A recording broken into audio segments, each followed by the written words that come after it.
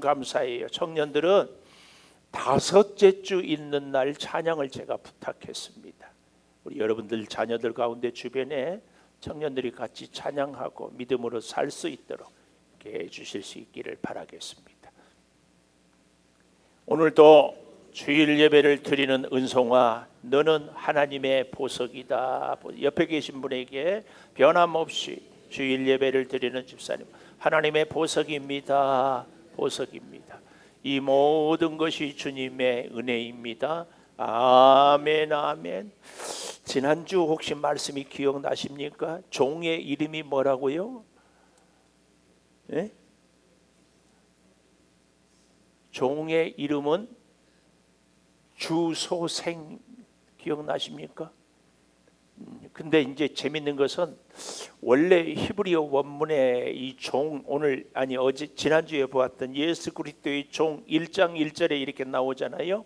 그런데 더 정확한 번역은 예수 그리스도의 노예, 영어로 얘기하면은 이 슬레이브, 서번트가 아니라 이 종과 노예의 차이는, 그래도 종은 계약을 해서도 종이 되기도 하고 자기 주장도 어느 정도 있지만, 노예는 아무 일평생 자기 것 없습니다. 근데 이제 이걸 왜 이렇게 종으로 번역을 했는가 하면은, 유럽의 서구의 많은 나라들이 아프리카나 아메리카나 가서 노예들을 막 끌어와다 이렇게 했잖아요. 자꾸 예수 그리스도의 노예하면 자기들이 했던 이 노예가 떠오르니까 종으로 바꾸었다, 이렇게 얘기를 하고 있습니다. 어쨌든 이 종의 이름은 주소생이다. 꼭 기억하십시다. 주는 뭐가 없다? 주권이 없다.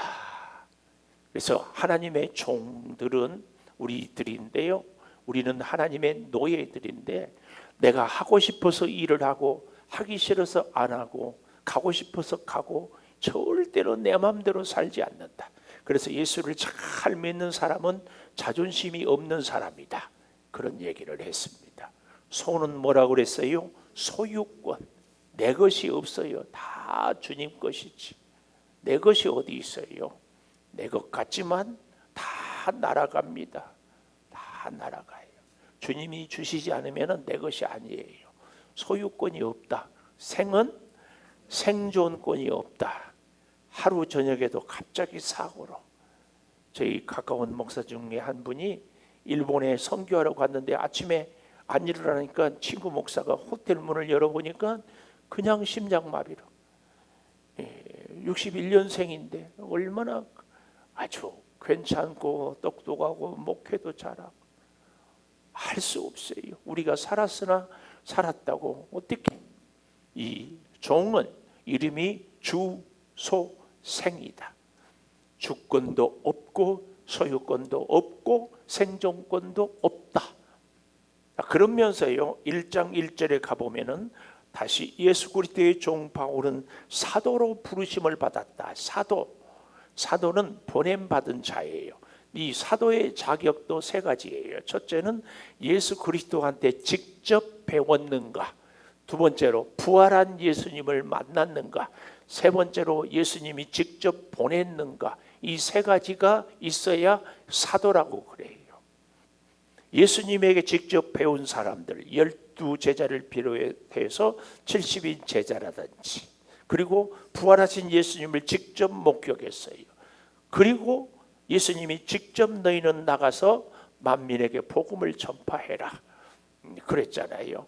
이렇게 얘기하면은 사도 바울은 살아생전에 예수님을 만난 적이 없습니다. 부활했을 때도 없었습니다. 직접 보냄을 받지도 않았습니다. 그래서 바울에 대해서 사도가 아니다고 얘기하는 사람들이 많았어요. 예를 들어 보면 여기 서 있는 김은성 목사 보고 누가 그랬어요. 김은성 목사님은 신학교도 제대로 안 나왔대. 어디서 어떻게 목사 안수 받은지도 모르는데, 누가 이렇게 얘기하면 확인도 안 해보고 들어보지도 않고, 어쩐지 그러니까 설교가 시원찮더라, 어쩐지 그러니까 목사가 영 행동이 그렇더라, 말도 그렇고 용어가 있다. 바울은 여러분 예수 그리스도의 사도라고 우리가 얘기하는 것은 그가 다메섹에 예수 믿는 사람들을 잡아 죽이려고 할 때에 낮낮 정오에 하늘에서 빛이 비추고 소리가 있어 가라사대 사울아 사울아 왜 네가 나를 핍박하느냐 주여 네시니까 나는 네가 핍박하는 나사렛 예수다 이렇게 얘기를. 그리고 이제 그가 앞을 보지 못할 때 다메섹에 있는 아나니아라는 선지자에게 사울에게 세례를 주어라. 그러니까 저 사람은 예수 믿는 사람을 핍박하는 사람인데 어떻게 세례를 줄 수 있습니까? 그랬더니 하나님이 저가 나를 위해서 얼마나 많은 해를 받을지 내가 저를 보내노라 그래. 여러분 10년 배워도 제자지만 하루 배워도 제자일 수 있습니다. 바울은 다메섹 도상에서 부활한 주님을 만나서 주님께서 직접 가르치고 직접 부활한 주님을 만나고 직접 보내서 그래서 재밌는 것은 바울 서신이 신약의 27권 중에서 13권인데요. 어떤 대목에는 어떤 책들은 예수 그리스도의 종 나 사도 바울은 그런데요. 어떤 책에는 사도란 말을 쓰지 않아요. 왠 줄 아세요? 그쪽 교회 편지를 받는 교회들이 사도의 바울의 사도권을 부정하고 사도권에 대해서 왈가왈부하는 교회들은 나는 사도다 강력히 얘기를 해요. 그러나 사도인 줄을 인정하고 바울을 존경하는 교회들은 굳이 사도라고 하지 않아요. 이런 차이가 있는 것을 보면 오늘 로마에 한 번도 가보지 않는 교회에 바울이 편지를 써서 먼저 보내고 있습니다. 이 사실을 기억하면서 오늘은 믿음에서 믿음으로 1장 17절에 이 사실은 로마서는 보석 중에 보석이라고 성경이 보석이라면 그 중에 보석이 로마서라고 하지 않았어요? 왜냐하면 이 로마서는 구원의 도리를 잘 설명해 주고 있기 때문에 그렇습니다. 그러면 여기 17절에 복음에는 하나님의 의가 나타나서 믿음으로 믿음에 이르게 한다. 이 믿음으로 믿음에 할 때의 믿음은 두 가지 의미를 얘기합니다. 첫 번째 믿음은 우리가 예수 믿고 구원받는 이 믿음 혹은 중생이라고 그러죠. 그리고 두 번째 믿음으로 믿음에 이르게 한다. 두 번째 믿음은 성숙한 믿음 혹은 완성된 믿음 혹은 천국에 있는 믿음을 얘기합니다. 이것을 조금 더 쉽게 얘기하기 위해서 이해하려면 우리 인생을 사리를 살펴보면 됩니다. 우리 대한민국 국민이 5천만이에요. 그 5천만 중에는 갓 태어나서 출생신고만 해도 인구 1명입니다. 몸이 장애가 있어도 인구 1사람이에요. 많이 배웠어도 돈이 많이 가졌어도 1명이에요. 다 여러분 그렇죠? 출생신고만 하면은 사람입니다. 그런데 그 어린아이가 사람 역할을 하기 위해서는 많은 세월 동안 어른들의 부모님의 보살핌이 있어야 되고 배워야 되고 훈련받아야 되고 능력이 있어야 돼요. 요즘에 우리 대한민국에서요 사람으로 성장해서 사람 노릇하려면은 대학 나와야지 아니면 군대 갔다 와야지 아니면 기술을 배워야지. 그래서 25세 30세 되어도 심지어 인턴 자리 하나 얻기에도 수십 대 1의 경쟁률을 뚫어야 돼. 얼마나 어려운지를 몰라요. 이제 그 정도 돼서 가정을 이루고 다른 사람을 돕고 할 수 있을 때에 사람으로서의 역할을 한다고 말할 수 있잖아요. 그러나 그렇게 하는 사람도 사람이지만 갓난장이도 사람이에요. 근데 믿음으로 믿음에 이르게 한다 할 때 그 과정이 되기까지 굉장한 과정이 여정이 필요해요. 근데 성경에 보면 믿음 하면은 딱 떠오르는 사람이 여러분 누굽니까? 믿음 하면은 딱 떠오르는 사람. 아브라함 그렇죠. 아브라함의 별명이 뭐예요? 믿음의 조상. 근데 성경에 보면 아브라함이 믿음이 제일 좋아서 믿음의 조상입니까? 그렇지 않아요. 아브라함이 제일 먼저 태어나서 믿음의 조상입니까? 그렇지 않아요. 아담으로부터 아브라함과 여기까지 많은 사람들이 있었어요. 죄가 없어서 죽지 않고 천국에 올라간 에녹, 엘리야, 그뿐만이 아니라 사실은 창세기에 나와 있는 요셉도 얼마나 믿음이 좋았습니까? 다니엘, 이사야, 정말 그런 사람들에 비해서 아브라함은 흠이 굉장히 많아요. 그 아브라함의 일생을 돌아보면 참 부끄럽고 흠이 많은데 믿음의 조상이라고 하는 이유가 있습니다. 왜 아브라함이 믿음의 조상이 되는가? 믿음이 무엇인가를 가장 잘 보여주는 일생이 아브라함의 일생이기 때문에 그렇습니다. 믿음이 무엇인가를, 이걸 그래서 오늘 저는 아브라함의 일생을 잠시 좀 더듬어 보고 싶어요. 창세기 11장 31절 32절에 보면 이렇게 얘기를 하고 있습니다. 방송실 제가 부르면은 즉각 올려주시면 좋겠어요. 데라가 나옵니다. 데라는 누구예요? 아브라함의 아버지입니다. 아버지.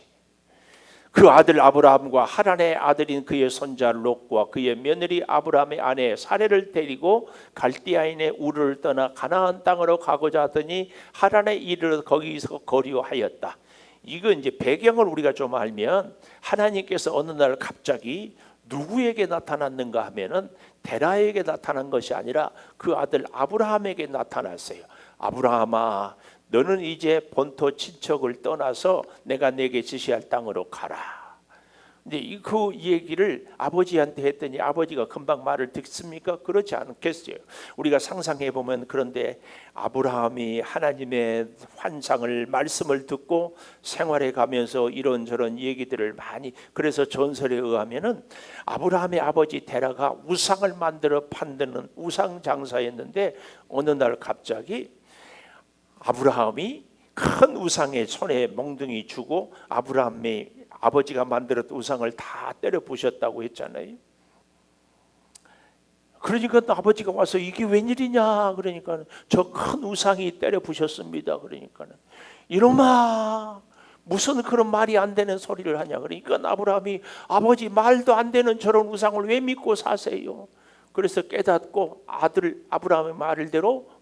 근데 왜 성경 31절은 데라가 그랬는가 하면은 당시에는 부족들이 사이고 그 부족의 부족장이 아버지 데라이기 때문에 데라가 데리고 왔다고 성경은 기록하는데 32절에 보니까 이렇게 얘기를 하고 있어요. 데라가 나이 205세가 되어 하란에서 죽었다. 가나안 땅에 가는데 중간 하란에서 죽었어요. 데라의 이름의 뜻이 뭐냐면 지체하는 사람. 그래서 아마 가나안 땅에 가려고 하는데 갈대아 우르를 떠나서 가기까지가 부담스럽고 불안하고 고생이 되고 하니까 자꾸 지체. 이렇게 지체하지 않았을까요? 가자고 할 때 그래 내일 가자, 다음에 가자, 안 가자는 말이 아니라, 왜요? 안 간다고 하면 아들 아브라함이 난리가 나니까 자꾸 지체를 해요. 오늘 우리도 이럴 때가 있지요. 하기는 싫은데 안 한다고 할 수가 없으니까 예 알겠습니다, 하겠습니다, 내일 하겠습니다, 다음에 하겠습니다. 우리가 신앙생활을 이렇게 하는 경우가 있다 없다? 있습니다. 그러니까 하나님이 안 되겠다 그래서 하란에서 데라를 잠재우고 데려가고, 그리고 12장 1절에 가보십시오. 12장 1절에 보니까 이렇게 얘기해요. 여호와께서 아브라함에게 이르시되 너는 너의 고향과 친척과 아베 집을 떠나라. 이 말은 고향은 어디예요? 갈대아 우르. 그때 했던 말씀을 다시 여기서 하는 거예요. 내가 내게 보여줄 땅으로 가라 그래. 그래서 창세기 12장 1절 그 이후에 보면은 2절 이하에 내가 너를 복주고 창대하고 번성하게 하겠다. 너를 복에 너는 복이 될지라, 이렇게 얘기를 해주고 있어요. 그래서 하나님의 말씀에 순종해서 갔는데요, 창세기 12장 10절에 보니까 뜻밖의 이런 말씀이 나와요. 그 땅에 기근이 들었다. 여러분, 우리 신앙생활에 절대 알아야 될 것이 이 원리입니다.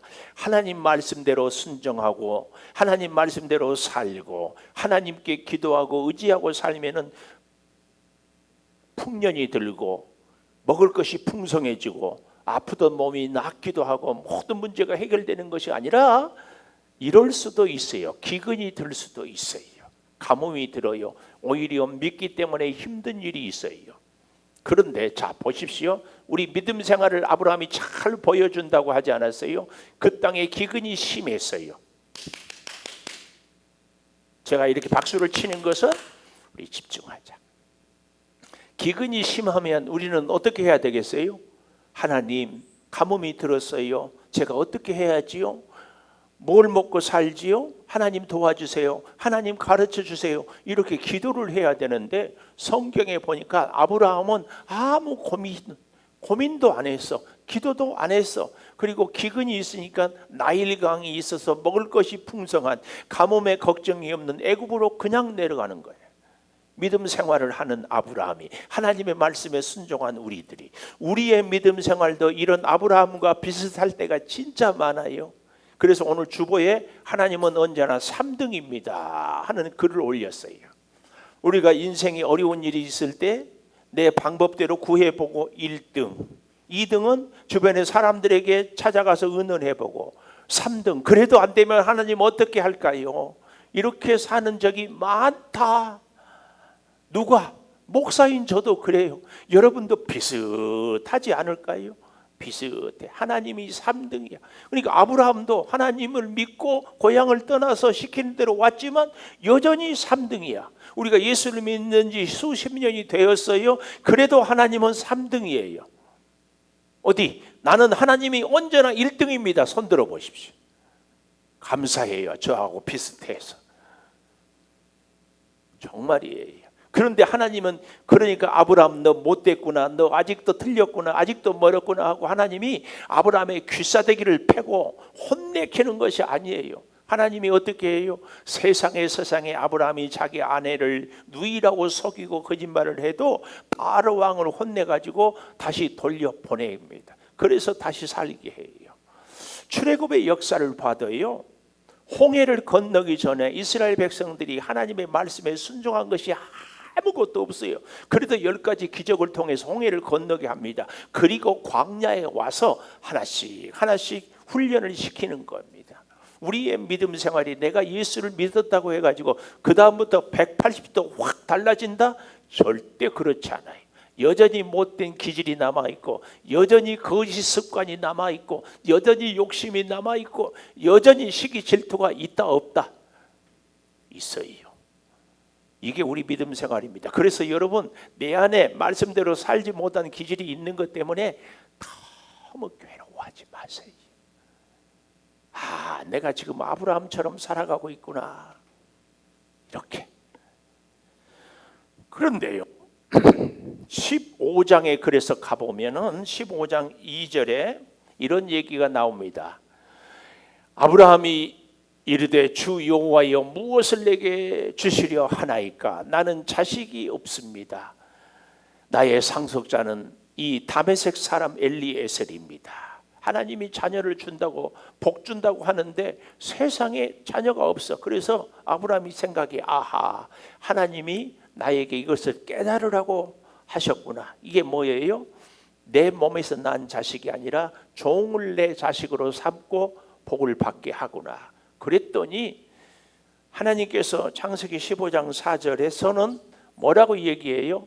그에게 임하여 이르시되 그 사람이 내 상속자가 아니라 내 몸에서 날 자가 내 상속자가 되리라 그랬어요. 그랬더니 15장 6절에 아브라함이 이를 믿으니 이를 그의 의로 여겼다. 놀라운 사실이에요. 말씀을 듣고 믿음대로 실천했고, 말씀대로 결심을 했고, 뭔가를 행동했고, 그래서 예배를 드렸고, 이게 아니라 믿음 그 자체로 하나님은 의로 여겼어요.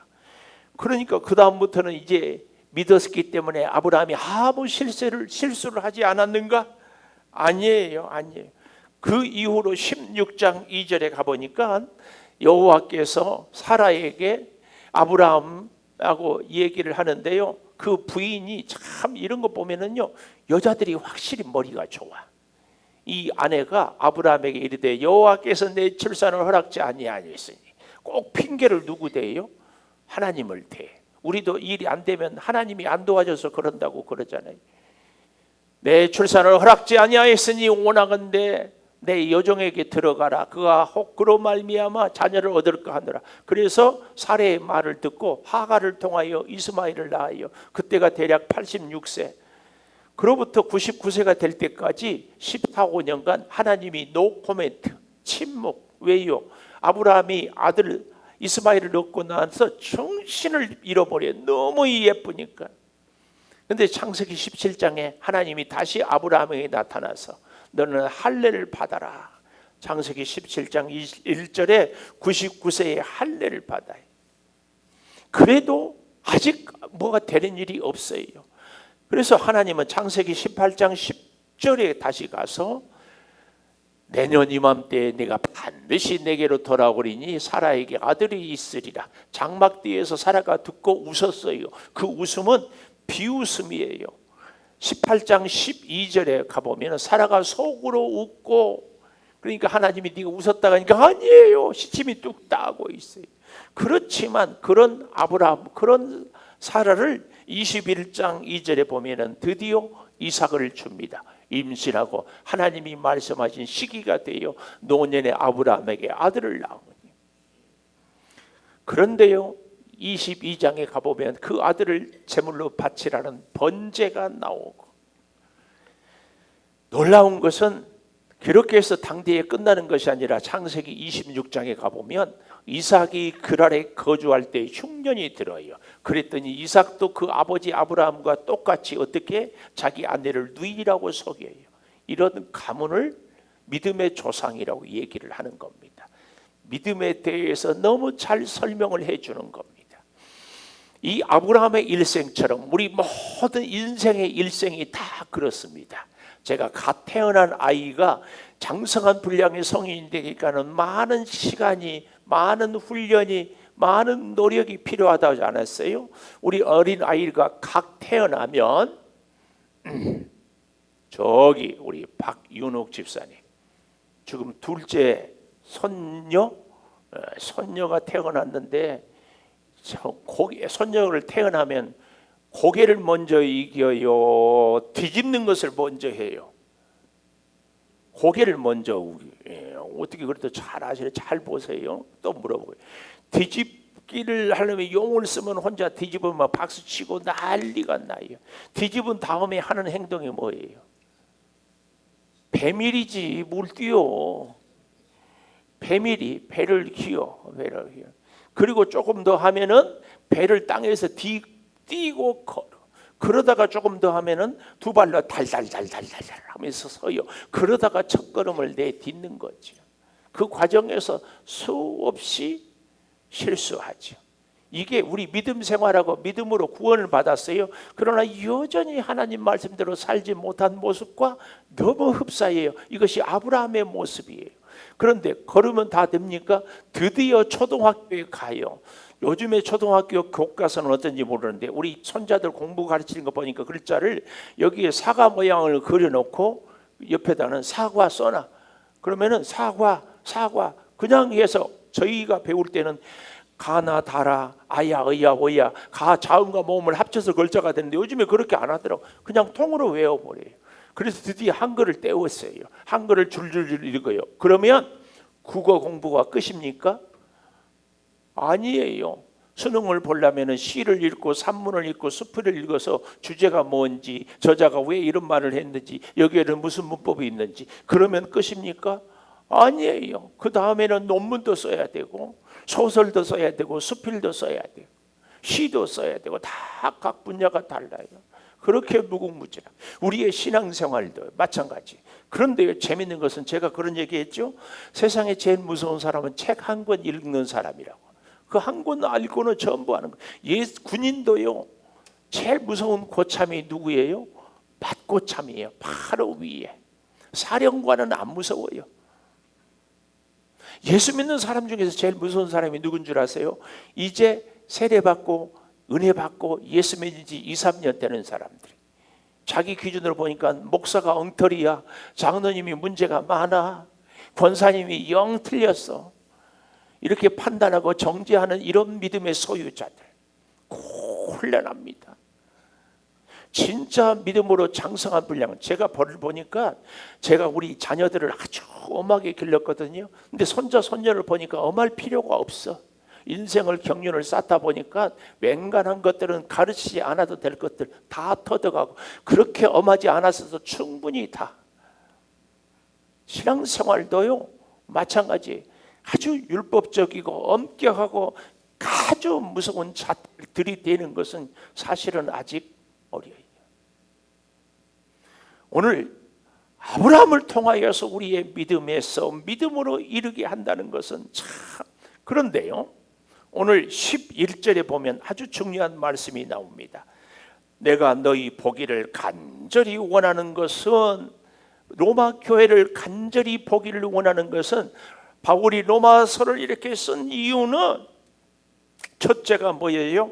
11절 마지막에 너희를 견고하게 하려고. 어떻게 해요? 신령한 은사를 나누어 주어 견고하게. 오늘 제가 어린아이들이 자라서 장성한 분량이 되어서 뛰고 일하고 사는 것을 얘기했잖아요. 이 견고한 것.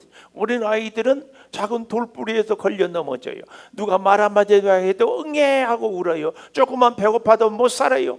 그러나 어른이 되면은 나는 배고파도 어린 자녀들을 먹여요. 나는 힘들어도 어린 자녀들을 힘들어할까 봐 꼭 참아요. 이게 견고한 거죠. 사자밥이 되고 감옥에 갇히고 채찍에 맞아도 흔들림 없이 믿음으로 설 수 있는 성도들이 되게 하는 것. 그 일을 위해서 바울은 로마 교회를 가고자 하는 거예요. 오늘 우리들 하나님이 견고하게 하려고 어떻게 해요? 아브라함처럼 이런저런 훈련을, 고난을, 시련을 겪게 하는 거예요. 그래서 우리를 견고한 성도를 세우기 위해서 하나님의 말씀에 순종하는데 어떻게 한다? 가뭄을, 기근을 주는 거예요. 하나님이 우리에게 질병을, 하나님이 우리에게 실패를, 하나님이 우리에게 아픔을 주는 것은 우리로 하여금 견고한 믿음 혹은 장성한 분량, 그래서 하나님의 능력과 은혜와 축복을 마음껏 누리고 살 수 있기까지.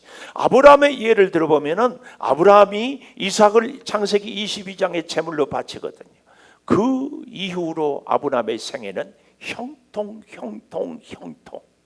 하나님이 우리에게 맡길 만한 그릇이 되기까지 우리를 이렇게 훈련시키고 저렇게 훈련시켜요. 그래서 여러분, 믿음으로 믿음에 이르게 하는 첫 번째, 우리로 견고하게 하려고. 여러분과 저의 믿음 생활이 견고한 믿음 생활이 되기를 축복합니다. 핍박이 있어도, 시험이 있어도, 어려움이 있어도 흔들리지 않아요. 누가 이러쿵저러쿵 해도, 심지어 목사가 섭섭하게 해도 시험 들지 않을 줄을 믿습니다. 이런 사람을 뭐라고 그래요? 견고한 믿음의 사람이라고. 믿음의 사람. 두 번째, 믿음으로 견고하게 되는 사람은, 두 번째는 12절에 보니까 이렇게 얘기를 하고 있어요. 피차 아니함을 얻으려 함이라. 너희와 나의 믿음으로 피차. 제가 설교를 목사 혼자 하는 것이 아니라고 얘기를 누누이 하잖아요. 여러분, 말씀을 경청해 주고 아멘 해주고 호응해 주니까 제가 신이 나서 설교하지. 여러분, 여기 있는 우리분들, 요즘에 중고등학생들이 학교 가면 다 책상에다 머리 박고 이러고 자고 있대. 여러분들이 다 이러고 있다 설교할 수 있겠습니까? 할 수 없어요. 오늘 여기 피차 아니함을 받게 하려 합니다. 아니란 말은 이런 얘기예요. 교제를 통해서 서로 회복한다. 나와 저와 관계를 맺어서 서로 회복하는 것이 아니에요. 이런 면에서 바울은 정말 대단한 분이에요. 대바울 사도고 신령한 은사와 복음을 위해서 목숨을 걸었는데, 지금 사자굴에 밥이 돼서 믿음이 흘리고 감옥에 갇히는 것 때문에 두려워서 신앙을 포기하는 저 로마 교회 성도들을 통하여 내가 회복을 얻기를 원한다. 너희도 나로 인하여서 회복을 얻기를 원한다. 진짜 믿음의 사람들은, 믿음으로 선 사람들은 이런 사람입니다. 우리 하고 보잘것도 없어서 인하여서 내가 안위를 받아요. 회복을 하게 돼요. 또 나로 인하여서 그가 회복을 받게 되는 거예요. 그래서요, 진짜 믿음으로 믿음에 이른 사람은 함부로 남을 판단하고 정죄하지 않습니다. 할렐루야. 여러분, 절대 기억하십시오. 세 번째는요, 저 아래에 보니까 14절에 헬라인이나 야만인이나 지혜 있는 자나 어리석은 자에게 다 내가 빚진 자다. 빚진 자. 여러분 빚 져 보셨습니까? 혹시 지금도 빚이 있습니까?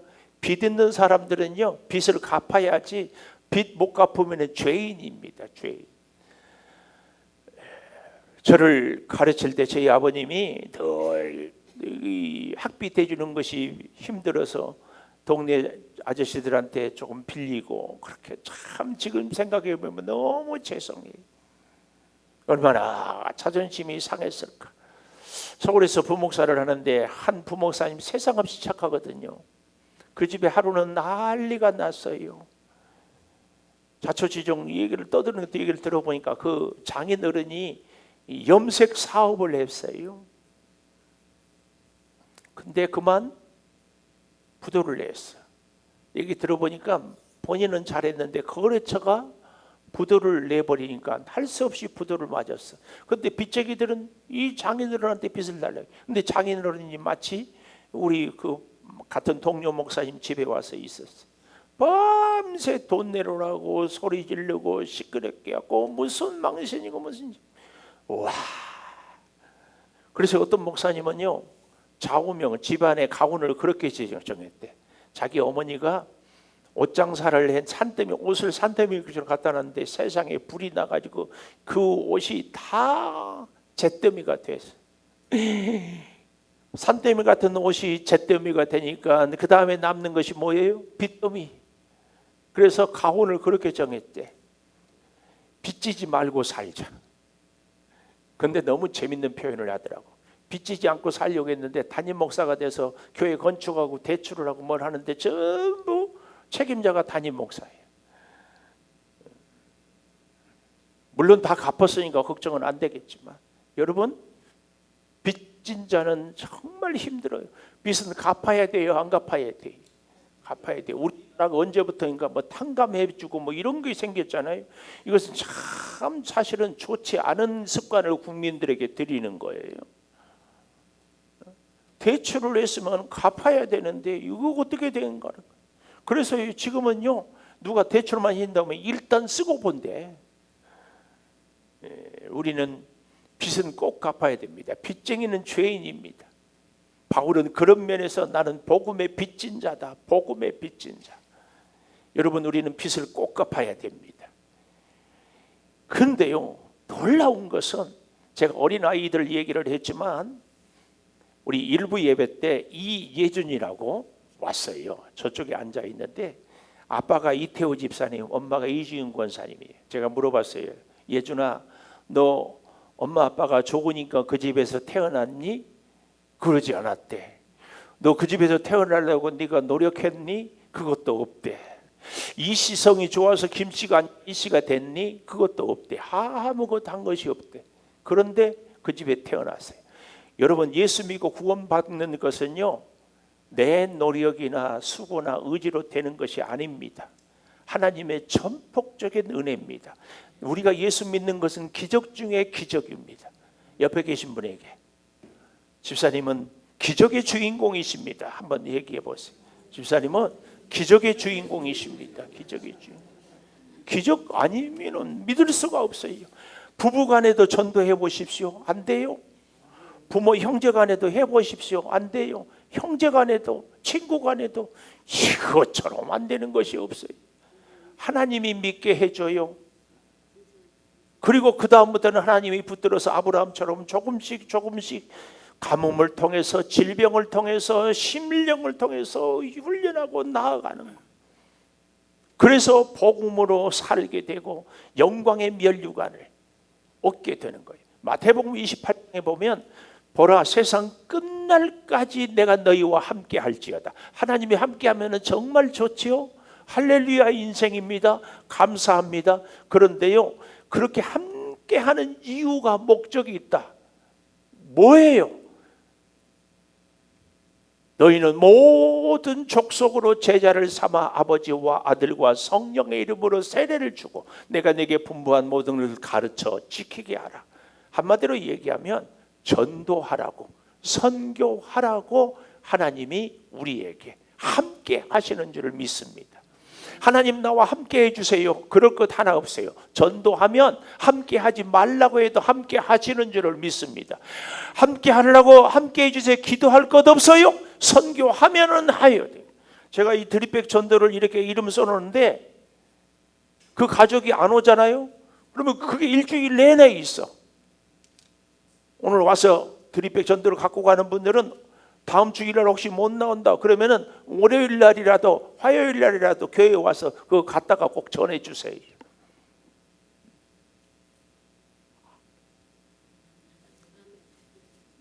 꼭 전해주세요.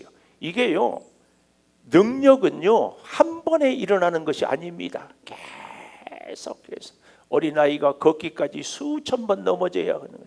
복음의 역사도요 또 하고 또 하고 또 하고 또 하고, 이것이 역사입니다. 이것이 능력입니다. 그러므로 사랑하는 여러분, 저와 여러분 복음의 빚진 자인 것을 절대 기억하고 이 복음의 빚을 꼭 갚고 우리가 살아가기를 축복합니다. 우리 피아노 반주해 주시고 하나님 복음의 빚을 갚고 살겠습니다.